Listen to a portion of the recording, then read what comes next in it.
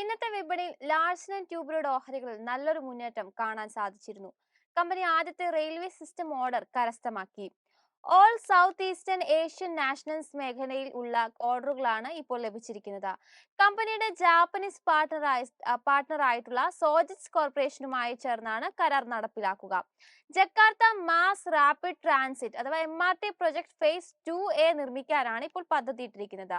12.5 kilometre ദൈർഘ്യമുള്ള Jakarta MRT ലൈനിന്റെ എക്സ്റ്റൻഷനാണിത്. ഏകദേശം 1000 മുതൽ 2500 കോടി രൂപയുടെ കരാറാണ് ലഭിച്ചിരിക്കുന്നത്. അതിനാൽ തന്നെ കമ്പനിയെ സംബന്ധിച്ച് നിർണായകമായിട്ടൊരു കരാറാണ് ഇത് എന്ന് പറയേണ്ടിയിരിക്കുന്നു. ഈ ഓർഡറിലൂടെ ആസിയാൻ റീജിയണിലുള്ള തങ്ങളുടെ സാന്നിധ്യം ശക്തിപ്പെടുത്താൻ സാധിക്കുമെന്നാണ് കരുതുന്നത്. കൂടാതെ ഈ മേഖലയിൽ കൂടുതൽ ഓർഡറുകൾ കരസ്ഥമാക്കാൻ സാധിക്കുമെന്നും പ്രതീക്ഷിക്കുന്നുണ്ട്. അടുത്ത ഒരു ഡീക്കേഡിൽ ആസിയാൻ മേഖലയിൽ വികസിപ്പിക്കാൻ പദ്ധതിയുള്ള നിരവധി റെയിൽവേ പദ്ധതികൾ പങ്കാളികളാകാൻ സാധ്യമാകുമെന്നും പ്രതീക്ഷിക്കുന്നുണ്ട്. കഴിഞ്ഞ ആഴ്ചയും കമ്പനി താനെയിലുള്ള മറ്റൊരു സിഗ്നിഫിക്കന്റ് ആയിട്ടുള്ള ഒരു ഓർഡർ കരസ്ഥമാക്കിയിരുന്നു. ഇതിനെല്ലാം പുറമെ Saudi Aramco's master gas system പ്രൊജക്ടിന്റെ ലോവസ്റ്റ് ബിഡറായിട്ട് ഉയർന്നു വരാനും കമ്പനിക്ക് സാധിച്ചിട്ടുണ്ട്. ശക്തമായിട്ടുള്ള ഒരു ഓർഡർ ഇൻഫ്ലോയുടെ അടിസ്ഥാനത്തിൽ ബ്രോക്കറേജുകളൊക്കെ തന്നെ ഇപ്പോൾ ഓഹരിക്ക് ഒരു ബൈ റെക്കമെൻഡേഷൻ നൽകുന്നു. CLSA ഓഹരി ഒന്നിന് 4360 രൂപയാണ് ടാർഗറ്റ് വിലയായിട്ട് നിശ്ചയിച്ചിരിക്കുന്നത്. കമ്പനിയുടെ കുറച്ചു കാലത്തെ പ്രകടനം വിലയിരുത്തുമ്പോൾ അല്പം വെല്ലുവിളികൾ നേരിടേണ്ടി വന്നിട്ടുണ്ട്. നടപ്പ് സാമ്പത്തിക വർഷത്തിന്റെ ആദ്യത്തെ 9 മാസത്തെ പ്രകടനം വിലയിരുത്തിയാൽ ആഭ്യന്തര ഡൊമസ്റ്റിക് ഓർഡർ ഇൻഫ്ലോയിൽ ഇയർ ഓൺ ഇയർ ബേസിസിൽ ഒരു കുറവ് വന്നതായിട്ട് കാണാൻ സാധിക്കും. ഒപ്പം പദ്ധതികൾ പൂർത്തീകരിക്കുന്നതിൽ കാലതാമസം നേരിടേണ്ടി വന്നത് മാർജിൻ പ്രതീക്ഷിച്ചതിലും കുറയുന്നതിലേക്ക് നയിച്ചിരുന്നു. എന്നാൽ വരും പാദങ്ങളിൽ അത്തരം പദ്ധതികളുടെ കൂടി പൂർത്തീകരണം നടക്കുമെന്ന് തന്നെയാണ് പ്രതീക്ഷിക്കുന്നത്. കൂടാതെ അന്താരാഷ്ട്ര വിപണികളിൽ അഡ്രസബിൾ ആയിട്ടുള്ള ഒരു മാർക്കറ്റ് ഷെയർ വർദ്ധിപ്പിച്ചു കൊണ്ടുവരുന്നതിന് കമ്പനിക്ക് ഇപ്പോൾ സാധിക്കുന്നുണ്ട്. മുന്നോട്ടേക്കുള്ള വളർച്ചാ സാധ്യതകൾ എന്തൊക്കെയാണെന്ന് പരിശോധിക്കാം. എലക്ഷൻ കഴിഞ്ഞാൽ ഡൊമസ്റ്റിക് ഓർഡറുകളുടെ ഇൻഫ്ലോ വർദ്ധിക്കുന്നു എന്നതാണ് അതിൽ ഏറ്റവും പ്രധാനം. കൂടാതെ നേരത്തെ സൂചിപ്പിച്ചതുപോലെ അടുത്ത 2-3 പാദങ്ങളിൽ നിലവിൽ കമ്പനിക്കുള്ള ഓർഡറുകളുടെ പൂർത്തീകരണവും നടത്താൻ വേണ്ടി സാധിക്കും. ഒപ്പം വർക്കിംഗ് ക്യാപിറ്റലിന്റെ കോസ്റ്റ് കുറച്ചു കൊണ്ടുവരുന്നതിന് വേണ്ടിയിട്ട് കമ്പനി കാര്യമായിട്ടുള്ള തോതിലുള്ള കാര്യക്ഷമമായ നടപടികൾ നടത്തുന്നുണ്ട്. ഇത് ROC മെച്ചപ്പെടുത്തുന്നതിനും സഹായിക്കും.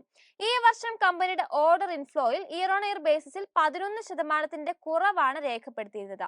പ്രത്യേകിച്ചും ഹൈഡ്രോ കാർബൺ സെഗ്മെന്റിൽ ഓയിൽ ആൻഡ് ഗ്യാസ് സെക്ടറിൽ ക്യാപെക്സ് കുറഞ്ഞത് തിരിച്ചടിയായി. ഹൈഡ്രോ കാർബൺ റിഫൈനറി മേഖലയിൽ ഡൊമസ്റ്റിക് ഇൻഫ്ലോ കുറഞ്ഞതാണ് ഇതിന് പ്രധാന കാരണം. എന്നാൽ ഇതിൽ മാറ്റം ഉണ്ടാകുമെന്ന് തന്നെയാണ് ഇപ്പോൾ പ്രതീക്ഷിക്കുന്നത്.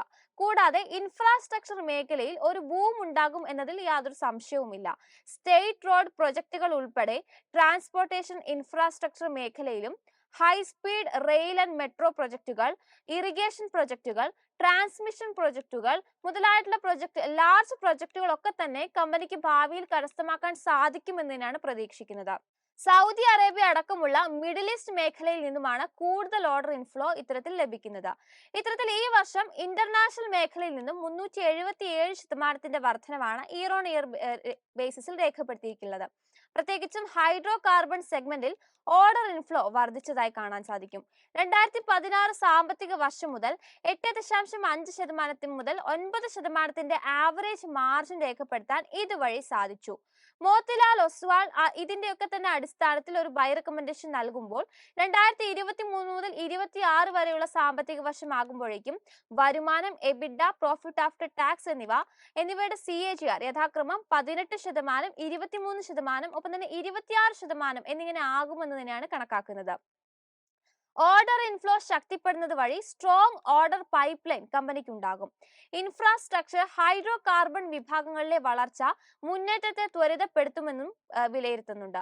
അതിനാൽ തന്നെ 4200 രൂപയാണ് മോത്തിലാൽ ടാർഗറ്റ് പ്രൈസ് ആയിട്ട് ഫിക്സ് ചെയ്യുന്നത്. എന്നാൽ ഇപ്പറഞ്ഞ ഓർഡർ ഇൻഫ്ലോയിൽ അപ്രതീക്ഷിതമായിട്ടുള്ള ഒരു കാലതാമസം നേരിട്ടാൽ ഒരു റിസ്ക് ഫാക്ടറായിട്ട് നമുക്കതിനെ കണക്കാക്കാം. കൊമോഡിറ്റി പ്രൈസ് കുതിച്ചുയരുന്നതും ഒരു വെല്ലുവിളിയായിട്ട് ഉയർന്നേക്കാം. ഇനി ക്രൂഡ് പ്രൈസിലെ മുന്നേറ്റവും വർക്കിംഗ് ക്യാപിറ്റൽ കൂടുന്നതും ഒപ്പം കോമ്പറ്റീഷൻ വർദ്ധിക്കുന്നതെല്ലാം തന്നെ മറ്റ് റിസ്ക് ഫാക്ടേഴ്സ് ആയിട്ട് കൺസിഡർ ചെയ്യേണ്ടതുണ്ട് എന്നും ബ്രോക്കറേജ് ഓർമ്മിപ്പിക്കുന്നുണ്ട്. ഇന്നത്തെ വിപണിയിൽ ലാർജ് ആൻഡ് ട്യൂബ്രഡ് ഓഹരികൾ വളരെയധികം ലീഡ് ചെയ്ത് നിഫ്റ്റി 50 ലീഡ് ചെയ്തുകൊണ്ട് തന്നെയാണ് വ്യാപാരം മുന്നോട്ട് കൊണ്ടുപോയിരുന്നത്. 2.43% ഒരു മുന്നേറ്റത്തിൽ 3470 രൂപ 15 പൈസ റേഞ്ചിലാണ് വ്യാപാരം അവസാനിപ്പിച്ചത്.